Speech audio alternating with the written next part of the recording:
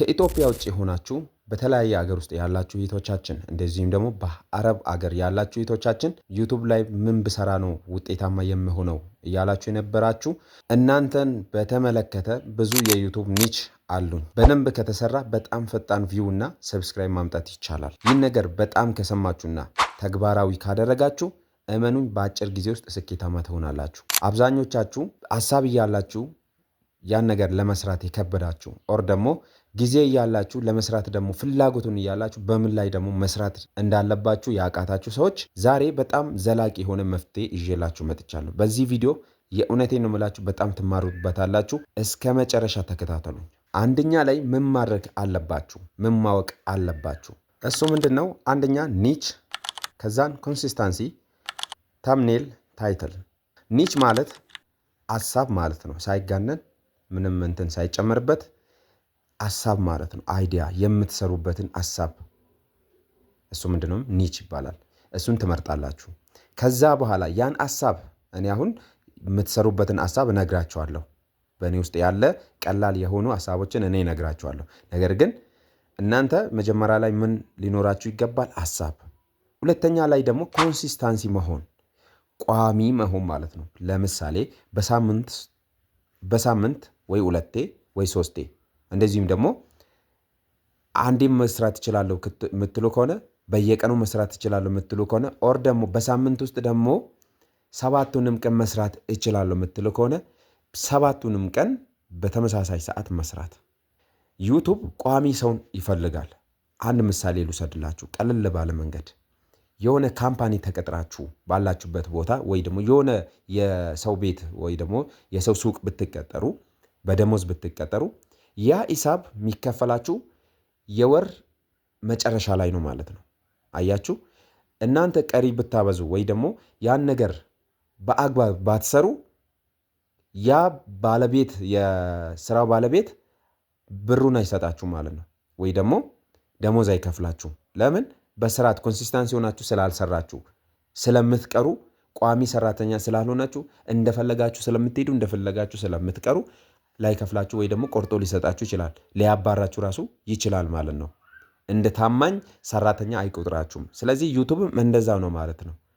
በጣም ቸክላችሁ የምትሰሩ ከሆነ ኮንሲስታንሲ ሆናችሁ እንደ ታማኝ ባሪያ እንደ ታማኝ ሰራተኛ የምትሰሩ ከሆነ እሱም ነገ ላይ የእናንተን ይሄ ሰው ታማኝ ሰራተኛ ነው ብሎ የእናንተ ቪዲዮ ቫይራል የማድረግ እድል አለው ማለት ነው። ሶስተኛ ላይ ተምኔል በጣም ወሳኙ ነገር ነው። ተምኔል ማለት ደግሞ በቀላሉ ሲገልጽላችሁ ልክ ቪዲዮን ሰርች አድርጋችሁ መጀመሪያ ላይ ቪዲዮ ሳይከፍት እንደ ፎቶ የሚመጣላችሁ ነገር፣ የሚያጓጓችሁ ነገር ያ ፒክቸር ምንድን የሚባለው? መግቢያው ምንድነው? ከቨሩ ምንድነው የሚባለው? ተምኔል ነው የሚባለው ማለት ነው። ስለዚህ እሱ እንዴት እንደምናዘጋጅ በቀጣይ ቪዲዮ ነግራችኋለሁ። አራተኛው ታይትል ማለት የቪዲዮአችሁ ርዕስ ማለት ነው። የቪዲዮአችሁ ርዕስ በቃ ቪዲዮአችሁ የሆነ ነገር ለምሳሌ ስለ ምግብ ከሆነ ስለ ምግብ አዘጋጃጀት ከሆነ ያ ምግብ ደግሞ ያ የምግቡን ርዕስ ትጽፋላችሁ ማለት ነው። ታይትል ማለት እሱ ነው። ይህን አራቱ ካወቃችሁ በቂ ነው። ከዛን ሌላኛውን ነገር ቀስ በቀስ ትለምዳላችሁ። ስለዚህ እዛ ያላችሁ እህቶቻችን መስራት ያለባችሁ ጥቂት ነገሮችን ይዤላችሁ መጥቻለሁ። አንደኛ ላይ በአረብ ሀገር ያለ ህይወት፣ ለምሳሌ የዕለት ተዕለት ኑሮ፣ ምግብ ማብሰል ሊሆን ይችላል፣ ወይ ደግሞ የስራ ሁኔታ ሊሆን ይችላል፣ ባህል፣ እዛ ያለው ባህል ሊሆን ይችላል። እኚህ ነገሮችን ማስተማር ትችላላችሁ። ከዛ ቀጥሎ ደግሞ ምግብ ማብሰል። ሁልጊዜ ምግብ ማብሰል አታቆሙም መቼም። ሁላችሁም ምግብ ማብሰል አታቆሙም ማለት ጠዋት ትነሳላችሁ፣ ምግብ ታበስላላችሁ፣ የተለያየ ነገር ትሰራላችሁ። ስለ ምግብ ማለት ነው ለእናንተ ተዋለሁ። ይሄኛውን ነገር ስቴፕ ባይ ስቴፕ ቀርጻችሁ መልቀቅ ማስተማር ማለት ነው። ገና አዲስ እዛ ለሚመጡ ልጆች ይህን ነገር ማስተማር፣ መናገር፣ ማሳየት ማለት ነው። በዩቲዩብ ይህን ነገር ቀርጻችሁ ከለቀቃችሁ ውጤታማ ትሆናላችሁ ማለት ነው።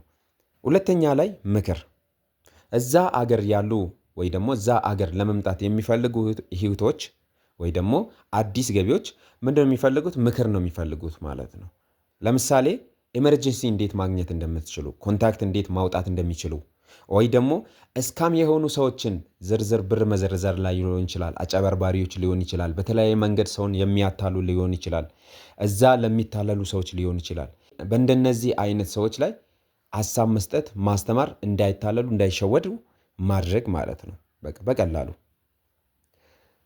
ሌላው ደግሞ የሰራተኞች መብታቸው ምንድን ነው፣ ግዴታቸው ምንድን ነው የሚለው ማለት ነው።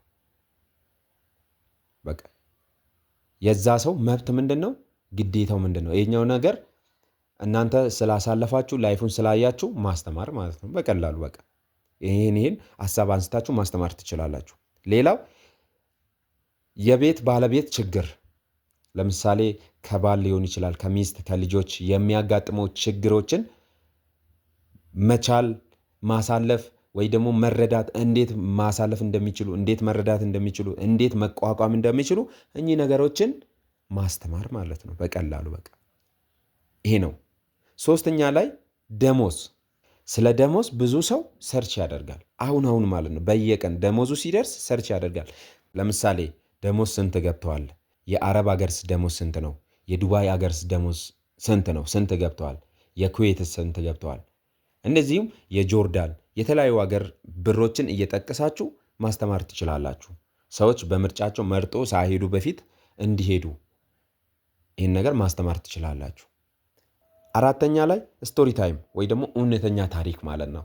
ይሄኛው በጣም ቫይራል ይወጣል። እናንተን ያጋጠማችሁን ችግር፣ የስኬት ታሪክ፣ የሀዘን ተሞክሮ ወይ ደግሞ የደስታ ታሪክ ሊሆን ይችላል። እዛ ስትሄዱ የደረሰባችሁ ቻሌንጆች፣ መልመድ የከበዳችሁ ነገሮች፣ ለመልመድ ብላችሁ ደግሞ ያጠፋችሁ ነገሮችን፣ የተደሰታችሁበትን ነገር፣ ያለቀሳችሁበትን ነገር፣ የተማራችሁበትን ነገር እኚህ ነገሮችን ማስተማር መናገር ትችላላችሁ። ሰው ደግሞ ይሄኛውን ነገር በጣም ነው የሚፈልገው ማለት ነው። ስለዚህ በዚህ ዙሪያ ላይ ይህን ብትሉ ሰው በጣም ስለሚፈልግ መስራት ትችላላችሁ። አምስተኛ የጉዞ ሂደት። ለምሳሌ ከዚህ ስትሄዱ ያለው ፕሮሰስ፣ እዛ ስትደርሱ የነበረው ፕሮሰስ፣ ያጋጠማችሁ ፕሮሰስ። ለምሳሌ ፓስፖርት ከማውጣት ጀምሮ ቪዛ ኤጀንሲ ላይ ኤርፖርት ደርሳችሁ እዛ ያለው ፕሮሰስ፣ ስለ ሜዲካል የተለያዩ ነገሮችን እናንተ ያሳለፋችሁትን ታሪኮችን ማስተማር መናገር ይቻላል። ብዙ ሰው ስለ ፓስፖርት ሰርች ያደርጋል፣ ስለ ቪዛ ሰርች ያደርጋል ይፈልጋል፣ ስለ ኤጀንሲ ሰርች ያደርጋል። እዛ ላይ ምንድነው የሚያስፈልገኝ ምናምን ብሎ ሰርች ያደርጋል። ኤርፖርት ፕሮሰስን ሰርች ያደርጋል፣ ያያል። ስለ ሜዲካል ያያል። ገባችሁ አይደለ? ምን አይነት ጥንቃቄ ማድረግ አለብኝ፣ እንዴት መዘጋጀት አለብኝ የሚለው ነገር ሰው በደንብ ስለሚያይ በዚህ ነገር ላይ እናንተ መስራት ትችላላችሁ። ሌላው የአረብ አገሮች ንጽጽር ማለት ነው። ለምሳሌ ሳውዲ ይሻላል ዱባይ፣ ኩዌት ይሻላል ኳታር፣ ደሞዝና ኑሮ፣ እነዚህን ነገር እያነጻጸራችሁ ማስተማር ማለት ነው። ሳውዲ ይበልጣል ወይስ ዱባይ? ዱባይ ከሄድን ምንድን ነው የምንጎዳው? ምንድን ነው የምናተርፈው? ሳውዲስ ስንሄድ ምንድን ነው የምናተርፈው? ጉዳቱ ምንድን ነው? ኩዌትስ ኳታርስ እና ደሞዙ ስንት ነው? ኑሮስ እንዴት ነው የሚለው ነገር ይህን ነገር አነጻጽራችሁ ለሌሎች ማስረዳት ማስተማር ማለት ነው። ሰው ደግሞ በጣም ሰርች ያደርጋል። እንደዚህ የትኛው አገር ይሻላል ለሴቶች ሄዶ ለመስራት የትኛው አገር ጠቃሚ ነው ወይ ደግሞ በጣም ጥሩ ነው ብሎ ሰርች ስለሚያደርጉ እናንተ በዚህ ላይ መስራት ትችላላችሁ ማለት ፈልጌ ነው። ስምንተኛው የገንዘብ ምክር። ለምሳሌ ገንዘቤን እንዴት መቆጠብ ይችላለሁ? ቤተሰብን እንዴት መርዳት ይችላለሁ? ለመሬት ሊሆን ይችላል፣ ለተለያየ ነገር ሊሆን ይችላል። ይህን ነገሮችን እንዴት አድጀስት አድርጌ እንዴት ነው መቆጠብ የምችለው ነገር በዚህ አይነት ነገር ላይ ማስተማር መምከር ትችላላችሁ ማለት ነው። ዘጠነኛው የቋንቋ ትምህርት። ይሄ ነገር በጣም አስፈላጊ ነው። ለምሳሌ ስለ አረብኛ እዛ ሀገር የሚያስፈልግ ቋንቋ እዚህ የተማራችሁና እዛ የምትናገሩ የተለያየ ነው አብዛኛው ጊዜ ማለት ነው። እዚህ የምትማሩትን እዛ መጀመሪያ ቀደም ብለው ማወቅ ያለባቸውን እዚህ ከሚማሩ ይልቅ ከዩቱብ የሚማሩ ነገር ሴፍ አድርጎ ስልካቸው ላይ ሴፍ አድርጎ የሚማሩ ነገር ስለሚበልጥላቸው እናንተ ሰርች ከማድረግ ወደኋላ አይሉም ማለት ነው። ስለዚህ ቋንቋ ማስተማር አንድ ብሎ ሀ ብሎ ሲሄዱ ለመግቢያዋ የሚሆናቸውን ቋንቋ ማወቅ እንዴት እንደሚችሉ ማስተማር ማለት ነው። ከቤት ባለቤት ጋር እንዴት መነጋገር እንዳለባቸው እንደዚህ አይነት ነገሮችን ማስተማር ትችላላችሁ። እንግዲህ ተመልካቾቼ ከዚህ እንደተማራችሁ ተስፋ አደርጋለሁ። ለዛሬ ይዤላችሁ የመጣሁት ቪዲዮ ይሄኛው ይመስላል። ቀጣይ ደግሞ እንዴት አድርጋችሁ ዩቱብ መክፈት እንደምትችሉ፣ እንዴት አድርጋችሁ ተምኔል ማዘጋጀት እንደምትችሉ፣ ቫይራል እንዲወጣላችሁ ምን አይነት ታጎችን ምን አይነት ታይትሎችን ማዘጋጀት እንዴት እንደምትችሉ እኚህ ነገሮችን ለእናንተ በሰፊ ቀጣይ ይህን እሰራላችኋለሁ። አዲስ የሆናችሁ ሰዎች ሰብስክራይብ በማድረግ ሀሳብ ወይ ደግሞ ኮሜንት ምሰራላችሁን ሀሳብ ኮሜንት ላይ እንድትጽፉልኝ እነግራችኋለሁ። መልካም ጊዜ ይሁንላችሁ። እወዳችኋለሁ።